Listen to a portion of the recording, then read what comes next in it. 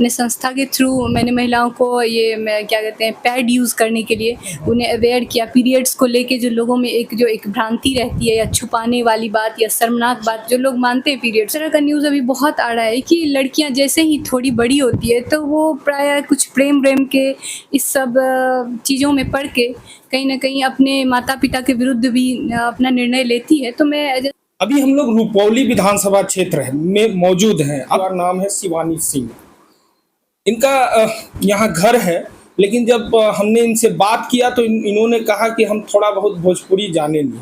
हमको भी लगा कि हम अपने दर्शकों को भोजपुरी का इंटरव्यू एक दिखाएं, क्योंकि एक महिला है जो कि समाज सेवा भी करती है और बहुत अच्छा लगा हमको इनसे बात करके। यहाँ की महिलाओं को बहुत समस्या है, क्योंकि आपको पता ही है कि पूरे देश में सबसे ज़्यादा गरीबी वाला क्षेत्र अगर कोई है तो वो हमारा सीमांचल है, और वहाँ महिलाओं की क्या दुर्दशा है, क्या स्थिति है, इस पर हम विचार विमर्श करेंगे। लेकिन सबसे बड़ा सवाल है कि हाँ, लिटरेसी ना के बराबर ही है महिलाओं में। अब क्या कुछ कहेंगी, क्योंकि ये भी शिक्षिका है और शिक्षिका होने के नाते ये बहुत जगह जाती भी हैं, पढ़ाती भी हैं और बच्चों के बीच भी रहती हैं, महिलाओं के बीच भी रहती है। क्या कुछ है, सब कुछ जानने की कोशिश करते हैं। तो मैडम बहुत बहुत धन्यवाद ये रुआ हमनी के चैनल पर आईनी। रवो के धन्यवाद।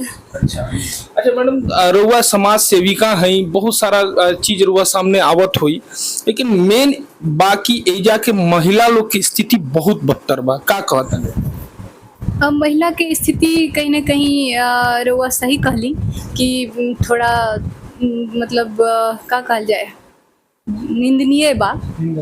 बट का कम रूरल एरिया में जे महिला बानी उनकर स्थिति थोड़ा ज़्यादा खराब बा। और हमार यह कोशिश बा अभी फ़िलहाल कि जे रूरल एरिया में जे महिला बा जे कहीं ना कहीं विकास से बहुत पीछू रह गई बा। जैसे कि अब ऐसा तबका के महिला जैसे कि आदिवासी संथाल या ऐसा समूह कह सकीला जे जरा घर में टीवी भी नहीं खेबा, जे न्यूज़ मीडिया ये सब चीज़ से बहुत दूर बा अभी भी। उनका के ज़िंदगी सिर्फ सिमटल बा खेत और अपन रोजगार तक।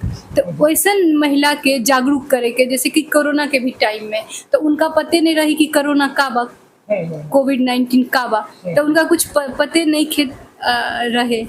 तो उ लोग के जैसे कि अवेयर करना, जागरूक करना कि कैसे काहो खले, और महिला के बारे में बताना कि क्या कुछ और भी हम इस रूरल एरिया में रहते हुए यहाँ से भी क्या कुछ हम और भी कर सकते हैं अपने लाइफ के लिए।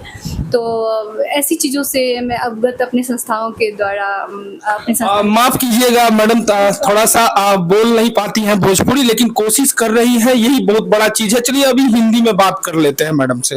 मैडम, सबसे बड़ा चीज़ है कि माफ़ कीजिएगा अगर आप बात कर रही हैं पीरियड्स, महिलाओं के पीरियड्स के बारे में, अमूमन हर जगह लड़की हो या औरतें हो खुलेआम बात करती हैं। आज देखिए नैपकिन वगैरह का भी सेल हमारे क्षेत्र में बहुत कम है। आप जो महिला है तो आप समझ सकती हैं, ये भी बहुत वजह कारक है बीमारी होने का। खास करके सीमांचल में आप देख लीजिए कि लाइन बाजार एक जगह है जहां डॉक्टरों का अंबार लगा हुआ है, और खास करके वहां महिलाएं, लड़कियां बीमारी से ग्रसित हैं। तो अगर पीरियड्स पर खुलेआम अगर यहाँ बात किया जाता तो क्या उन बच्चियों का सुधार नहीं हो सकता? देखिए, इस चीज़ को लेकर आपने बिल्कुल सही सवाल किया है। इस चीज़ को लेकर मैं बहुत काम कर चुकी हूँ।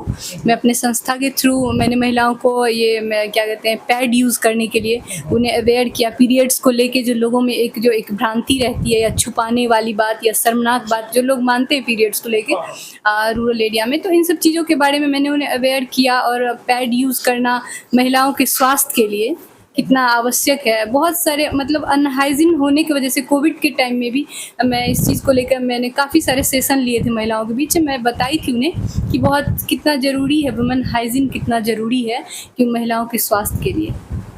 यहाँ पर एक और भी बहुत बड़ा प्रॉब्लम है, कम उम्र में बच्चियों का शादी कर देना। आप मानती हैं? मैं इसे बहुत बड़ा वो चीज़ मानती हूँ। ये सब कहीं न कहीं अशिक्षा का ही वजह है कि लोग इलिटरेट होते हैं, उन्हें पता नहीं होता है कि लोग समय से पहले शादी करते हैं।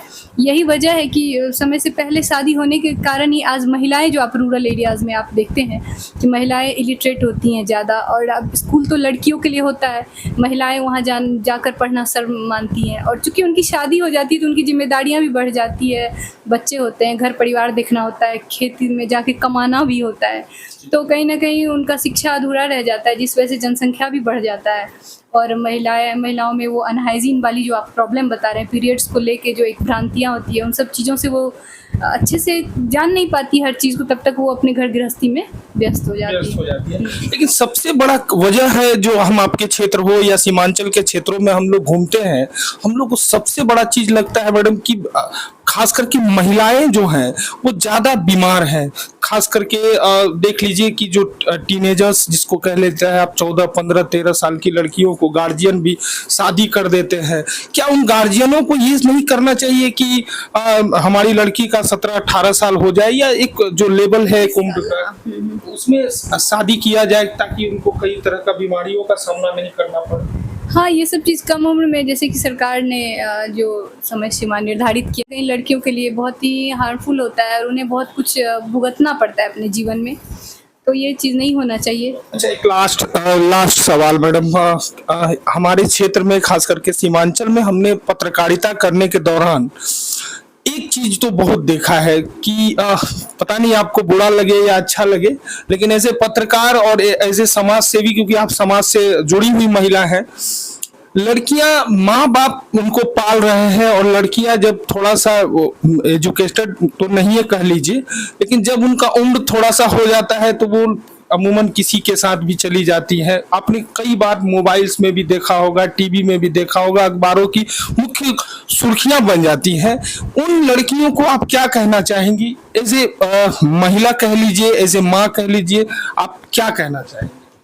हाँ, देखिए, इस तरह का आप सही बोल रहे हैं कि इस तरह का न्यूज़ अभी बहुत आ रहा है कि लड़कियां जैसे ही थोड़ी बड़ी होती है तो वो प्रायः कुछ प्रेम के इस सब चीज़ों में पड़ के कहीं न कहीं अपने माता-पिता के विरुद्ध भी अपना निर्णय लेती है। तो मैं एज एक शिक्षक होने के नाते और एक महिला होने के नाते और एक पेरेंट्स होने के नाते भी मैं बच्चियों के लिए ये संदेश देना चाहूँगी, या फिर युवा भी, जो लड़का भी है, कहीं न कहीं लड़की होती है तो लड़के भी, बच्चे भी उनके साथ होते हैं, तो मैं उन्हें ये कहना चाहूँ कि ये बहुत गलत चीज़ है। और आप ये भी चीज़ आप देखते होंगे कि जो भी लड़कियाँ ऐसा करती है उन्हें बाद में कहीं न कहीं पछताना पड़ता है।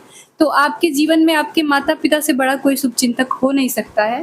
और मैं बच्चियों को यही कहना चाहूँगी कि आप अपने माता-पिता के विरुद्ध कभी भी कोई निर्णय नहीं लें, क्योंकि इस धरती पर भगवान, आपने सुना होगा पर देखा नहीं होगा, तो भगवान के रूप में अगर कोई है आपके शुभचिंतक जो बिना किसी टर्म एंड कंडीशन के आपके लिए अच्छा सोचते हैं, तो वो सिर्फ आपके माता-पिता ही हैं। कभी भी गलत कुछ अगर दिमाग में आए अभी, या इमोशनली, या कभी आप किसी चीज़ में, ऐसी चीज़ों में आप फंस गई हैं या पड़ गई हैं, तो खुल के अपनी बात अपने माता-पिता को बताएं, और उससे आप निकलने में माता-पिता का ही सहयोग लें।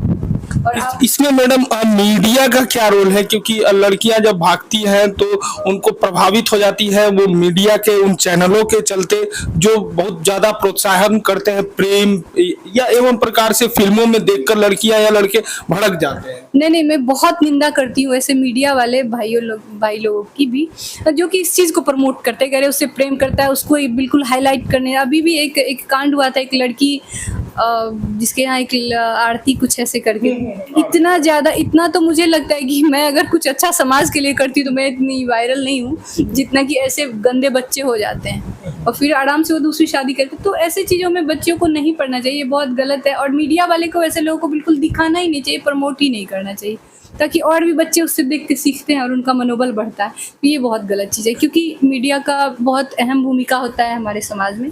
तो आप लोगों को भी, मतलब जो भी मीडिया वाले हैं, उनको भी अपने कर्तव्य को और जिम्मेदारी को समझना चाहिए।